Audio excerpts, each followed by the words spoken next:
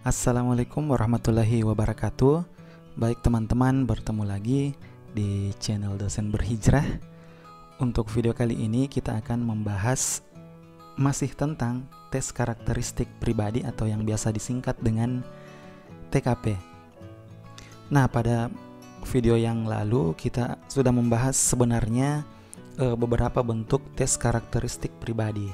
Nah, pada video kali ini kita coba akan membahas dengan contoh soal yang berbeda agar teman-teman lebih familiar atau terbiasa mengerjakan soal tes karakteristik pribadi, yaitu yang termasuk tes HOTS.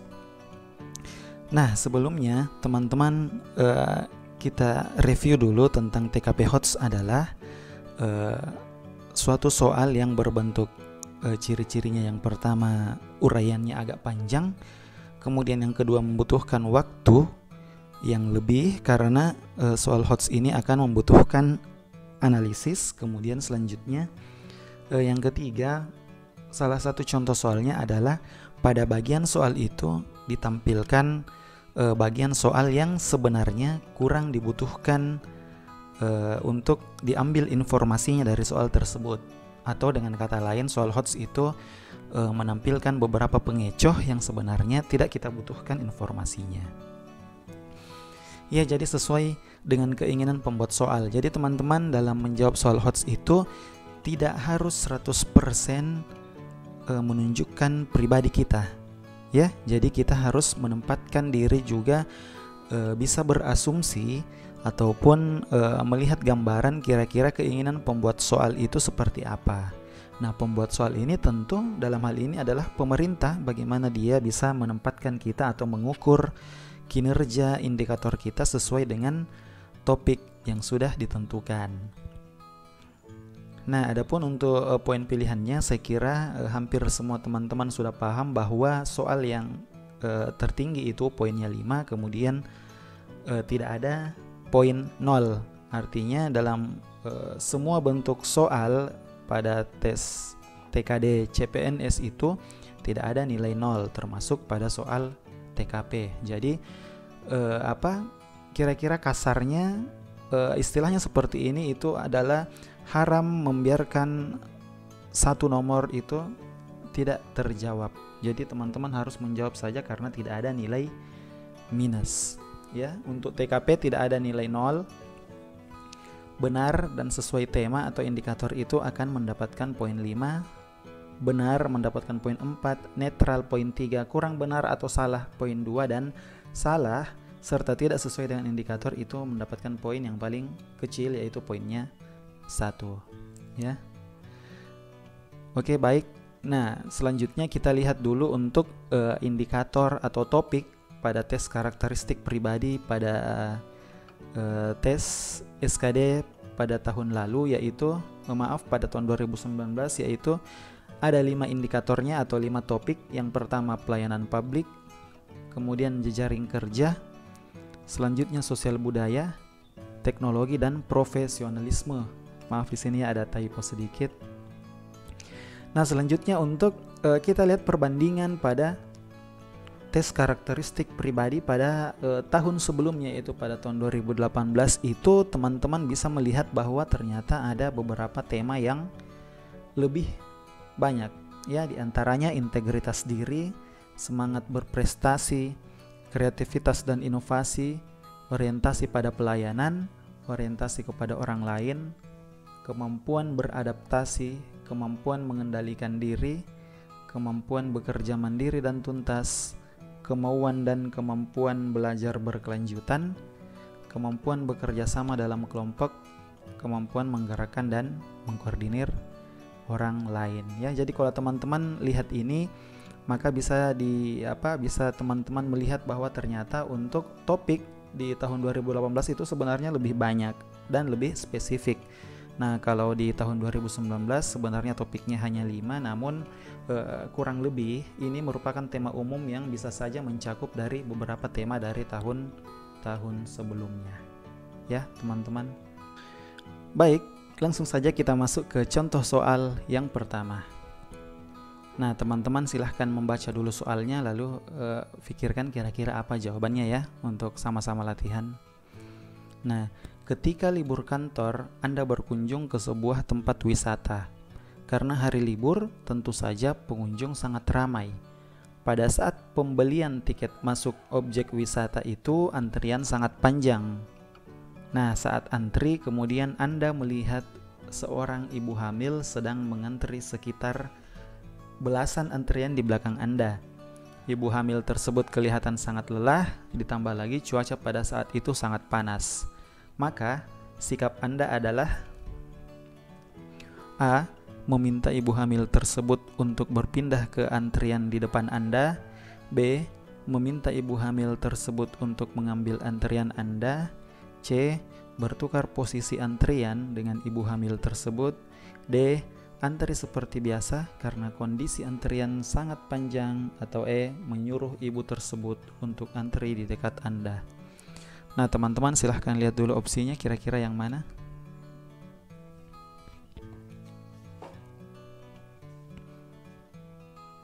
Iya, jadi untuk menjawab soal ini, yang pertama teman-teman harus dulu menentukan apa topik soal itu.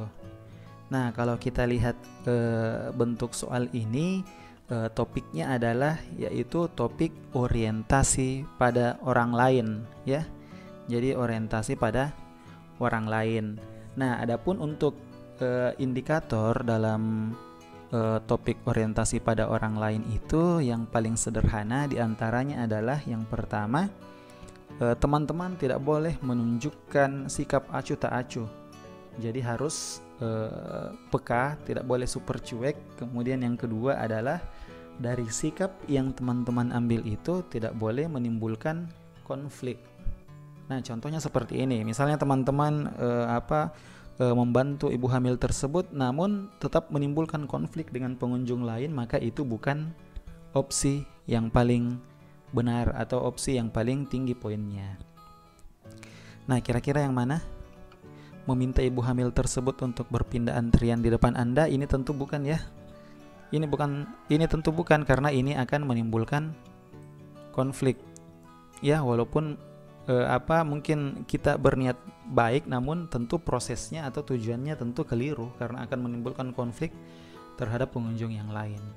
Kemudian meminta ibu hamil tersebut untuk mengambil antrian Anda, ini kira-kira bisa? Ya, bisa ya. Kemudian teman-teman mengambil antrian yang baru, ini bisa juga. Kemudian yang C, bertukar posisi antrian dengan ibu hamil tersebut. Nah, kira-kira ini yang paling benar ya, karena bertukar posisi antrian dengan ibu hamil karena sudah memberikan solusi dan tidak akan menimbulkan konflik karena hanya tukaran antrian ya. Kemudian antri seperti biasa karena kondisi antrian sangat panjang, ini tentu bukan. Kemudian menyuruh ibu tersebut antri di dekat Anda juga bukan, karena bisa saja menimbulkan konflik dengan orang lain ya teman-teman. Nah, kita lihat dulu jawabannya. Nah, jawaban yang paling tinggi poinnya adalah poin C ya, jadi ini yang mendapatkan poin 5. Kemudian poin 4 itu B, dan selanjutnya E, D, A. Yang paling rendah adalah nilai poinnya A ya teman-teman. Nah, topik orientasi pada orang lain, indikator kepedulian terhadap orang lain, tidak menunjukkan sikap acuh tak acuh, mempunyai empati, dapat Anda lakukan dengan cara bertukar posisi antrian dengan ibu tersebut sehingga, nah lagi-lagi ini kata kuncinya ya, kata kunci orientasi pada orang lain adalah salah satunya tidak menimbulkan konflik dengan pengunjung lain ya teman-teman. Bisa? Ya, saya kira bisa ya untuk topik yang pertama. Oke, next untuk soal nomor 2. Nah, teman-teman silahkan baca lagi. Baru saja Anda, maaf di sini ada kesalahan pengetikan. Baru saja Anda dinyatakan lulus dari sebuah universitas ternama dengan predikat cum laude. Setelah mendapatkan ijazah, Anda melamar di beberapa perusahaan. Setelah mengikuti beberapa kali proses seleksi di beberapa perusahaan, akhirnya Anda diterima di sebuah perusahaan yang terletak agak jauh dari pusat kota. Anda memutuskan untuk mencari kontrakan di sekitar lokasi perusahaan Anda bekerja, namun Anda merasa tinggal di pinggiran kota memang sangat tidak mengenakan. Mulai dari susahnya transportasi umum untuk ke kota, jauhnya fasilitas kesehatan, hingga terbatasnya tempat hiburan sebagai sarana refreshing ketika pulang bekerja. Nah, tapi dengan tinggal di pinggiran kota membuat Anda sering tiba tepat waktu di kantor, atau dengan kata lain teman-teman tidak pernah lagi terlambat ke kantor. Nah, bagaimana sikap Anda? Silahkan dilihat opsinya.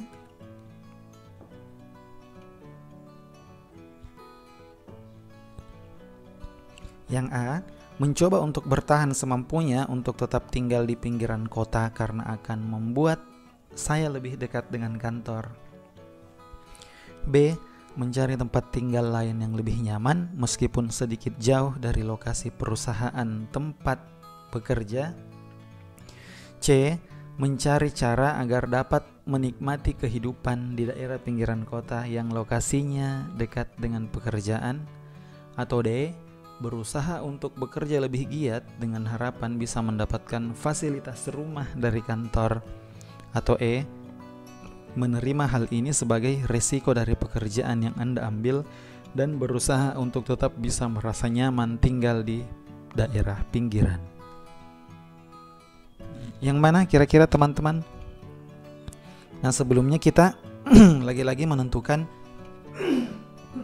dulu topiknya ya. Apa kira-kira topiknya? Nah, topik untuk soal nomor 2 ini yaitu tentang kemampuan beradaptasi. Ya, teman-teman, ini adalah kemampuan beradaptasi. Nah, adapun salah satu indikator dari topik kemampuan beradaptasi yaitu teman-teman harus siap menerima perubahan. Jadi kira-kira yang mana di sini yang paling menunjukkan sikap menerima perubahan? Mencoba untuk bertahan semampunya untuk tetap tinggal di pinggiran kota karena akan membuat saya lebih dekat dengan kantor. Nah, di sini ada kata-kata yang kurang menguatkan jawaban itu, yaitu dengan bertahan semampunya. Ya, semampunya itu artinya belum sungguh-sungguh ya. Karena hanya mencoba saja semampunya. Kalau tidak, bisa saja ada opsinya dengan pindah misalnya. Kemudian yang kedua, mencari tempat tinggal lain yang lebih nyaman meskipun sedikit jauh dari lokasi perusahaan tempat Anda bekerja. Nah, di sini tentu ini opsinya bagus karena memilih yang lebih nyaman. Namun di sini ada kata jauh dari lokasi perusahaan. Nah, sedangkan teman-teman kita kembali ke soal, di sini di soal menyebutkan kata kuncinya adalah, teman-teman bisa lihat, tinggal di pinggiran kota membuat Anda sering tiba tepat waktu di kantor. Ya, dengan tinggal di dekat situ maka teman-teman tidak pernah terlambat. Artinya kalau kita melihat kesesuaian dengan soal, jawaban B ini bukan jawabannya ya, karena di sini menunjukkan tidak pernah terlambat atau selalu tepat waktu ke kantor. Nah, sedangkan di sini memilih opsi yang sedikit jauh dari lokasi perusahaan sehingga menimbulkan atau memungkinkan teman-teman untuk terlambat. Kemudian opsi selanjutnya, mencari cara agar dapat menikmati kehidupan di daerah pinggiran kota yang lokasinya dekat dengan pekerjaan Anda. Ya, saya kira ini yang paling sesuai ya. Karena di sini salah satu topiknya atau topik yang tadi kita bahas adalah topik kemampuan beradaptasi. Nah, salah satu kemampuan beradaptasi atau menyesuaikan diri dengan lingkungan yaitu tentu dengan menikmati kehidupan di pinggiran kota yang lokasinya dekat dengan pekerjaan Anda. Kita lihat opsi yang lain dulu. Yang D, berusaha untuk bekerja lebih giat dengan harapan bisa mendapatkan fasilitas rumah dari kantor. Itu bisa, tapi bukan jawaban yang paling tepat. Kemudian E, menerima hal ini sebagai resiko dari pekerjaan yang Anda ambil dan berusaha untuk tetap bisa merasa nyaman tinggal di daerah pinggiran. Ini juga bisa ya untuk kemampuan beradaptasi. Namun untuk yang lebih tepat saya kira C, mencari cara agar dapat menikmati kehidupan di daerah pinggiran kota yang lokasinya dekat dengan pekerjaan Anda. Baik, kita lihat dulu jawabannya. Nah, untuk topik kemampuan beradaptasi indikatornya adalah mampu beradaptasi dengan lingkungan baru serta bersifat menerima perubahan sebagai sebuah tantangan. Nah, yang opsi E juga tadi merupakan merupakan bentuk adaptasi ya, dan ada konsekuensinya, yaitu risiko pekerjaannya dan harus tinggal di daerah pinggiran. Namun yang paling tepat adalah kemampuan beradaptasi yang paling tepat, yaitu dengan soal yang C yang tadi. Yang ini ya, mencari cara agar dapat menikmati kehidupan di daerah pinggiran kota yang lokasinya dekat dengan pekerjaan. Ya. Nah, masalah pada soal Anda merasa bahwa tinggal di daerah pinggiran tidak mengenakan karena serba banyak kekurangan. Contohnya yang di soal tadi, transportasi umumnya jauh, kemudian kurangnya sarana hiburan atau tempat refreshing ketika jenuh di kantor. Nah, itu tidak memang menunjukkan kekurangan, namun hal ini memudahkan teman-teman untuk akses ke tempat kerja karena memang tadi bentuk soalnya atau tujuan utama soal adalah menggambarkan teman-teman tidak pernah lagi terlambat datang ke kantor. Nah, mencari cara agar dapat menikmati kehidupan di pinggiran kota yang lokasinya dekat dengan pekerjaan Anda menunjukkan bahwa teman-teman merupakan seseorang yang mampu beradaptasi dengan suasana baru. Ya. Jadi kira-kira begitu gambaran untuk topik kemampuan beradaptasi. Jadi sudah 2 topik yang dibahas. Yang nomor 1 tadi orientasi pada orang lain, kemudian yang kedua topik kemampuan beradaptasi. Oke, next, nomor 3. Sebagai karyawan berprestasi, Anda baru saja dimutasi ke sebuah cabang baru dari perusahaan Anda yang berlokasi di luar kota. Anda diberikan tanggung jawab yang lebih besar dari sebelumnya untuk mengontrol dan mengembangkan perusahaan di kantor cabang baru tersebut. Namun cabang baru tersebut diisi oleh mayoritas karyawan-karyawan baru dari daerah dan belum berpengalaman. Nah, yang Anda lakukan adalah A. Menyuruh mereka membaca semua tugas dan menerapkan dalam setiap pekerjaan. B. Meminta untuk bekerja maksimal dan loyal terhadap perusahaan. C. Memberitahukan kepada karyawan baru terkait pekerjaan yang harus mereka kerjakan. D. Menyuruh mereka untuk lebih berinisiatif untuk mengimprovisasi diri dan meningkatkan kualitas dalam bekerja. Atau E. Mengkomunikasikan sasaran perusahaan dan memotivasi staf saya untuk mencapainya. Nah, teman-teman lihat kira-kira ini topik apa? Ayo, teman-teman lihat dulu.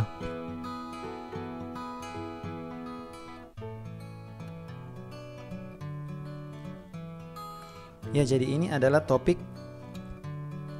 kemampuan menggerakkan dan mengkoordinir orang lain. Nah, salah satu indikator dalam topik kemampuan menggerakkan dan mengkoordinir orang lain adalah tentu yang pertama menunjukkan sikap dan kemampuan dalam memimpin. Ya, teman-teman harus bisa menunjukkan sikap dan kemampuan dalam memimpin. Kemudian yang kedua, teman-teman lihat dulu di soal. Nah, pada soal ini menunjukkan Anda adalah seorang atasan karena telah menjadi karyawan berprestasi. Nah, kemudian diisi oleh mayoritas karyawan baru dari daerah dan belum berpengalaman. Artinya Anda dituntut untuk memimpin karyawan baru ini yang berasal dari daerah dan belum berpengalaman.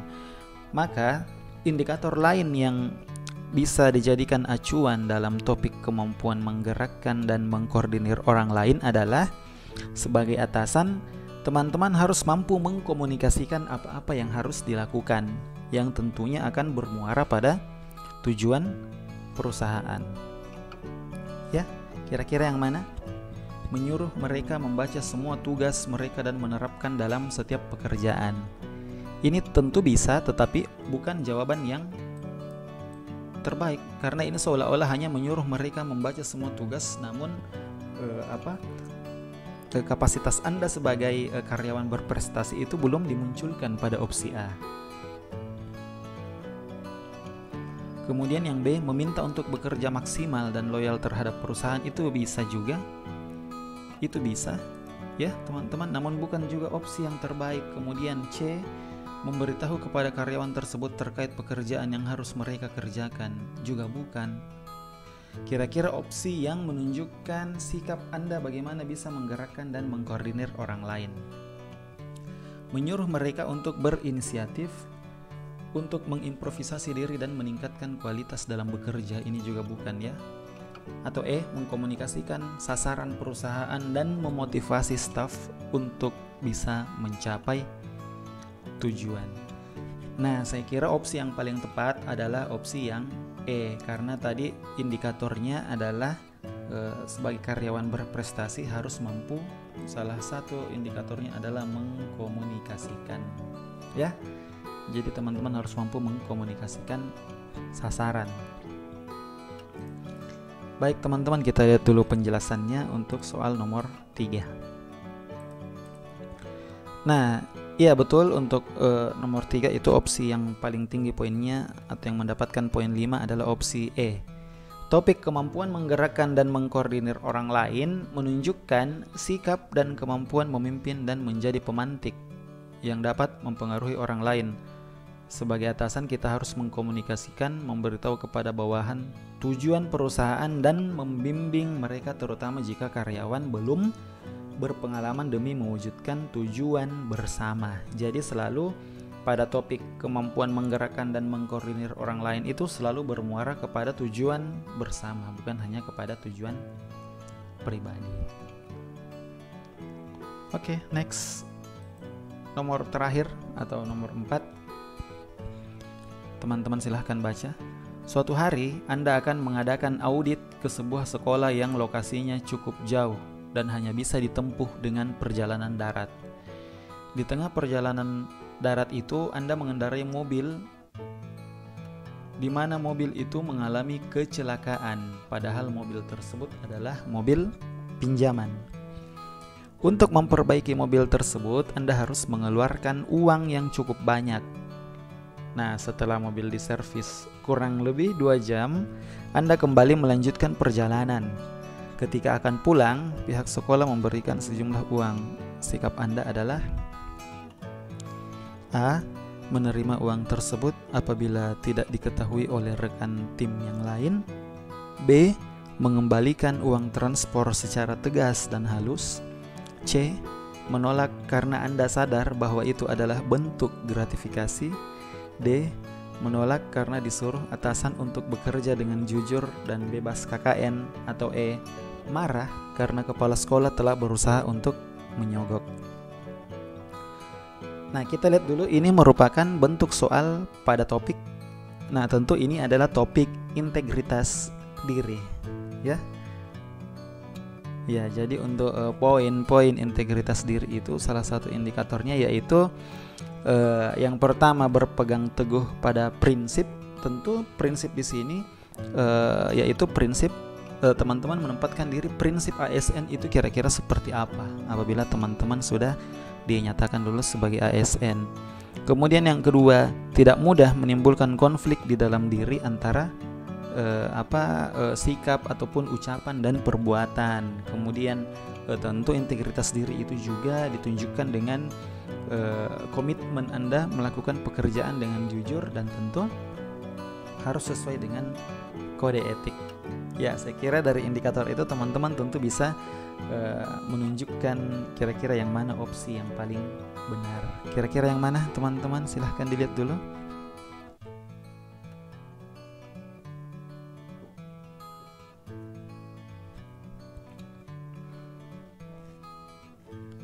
Oke, jadi untuk integritas diri, jawaban yang poinnya 5 adalah poin C, yaitu menolak karena Anda sadar bahwa itu adalah bentuk gratifikasi. Yaitu adalah jawaban yang paling benar.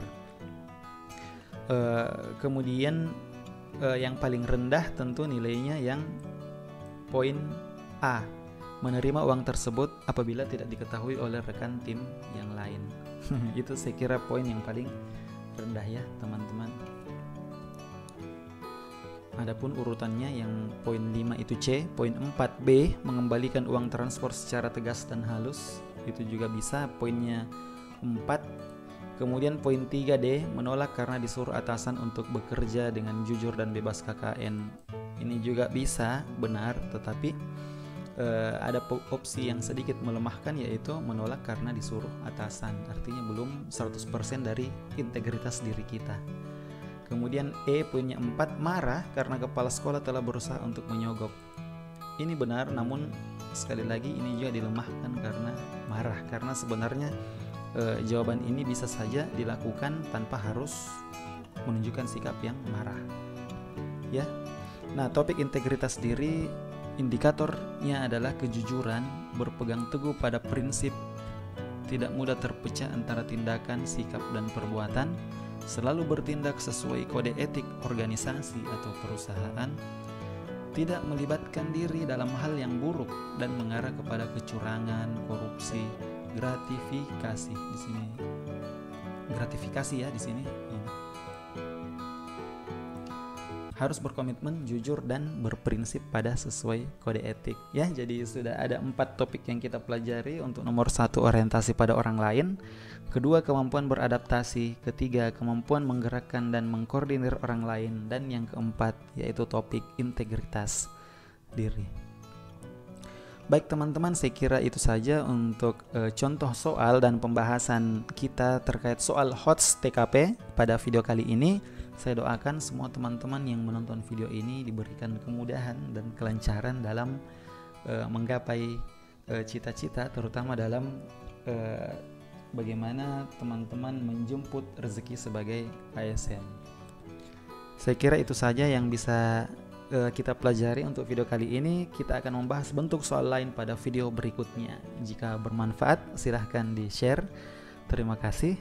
Assalamualaikum warahmatullahi wabarakatuh.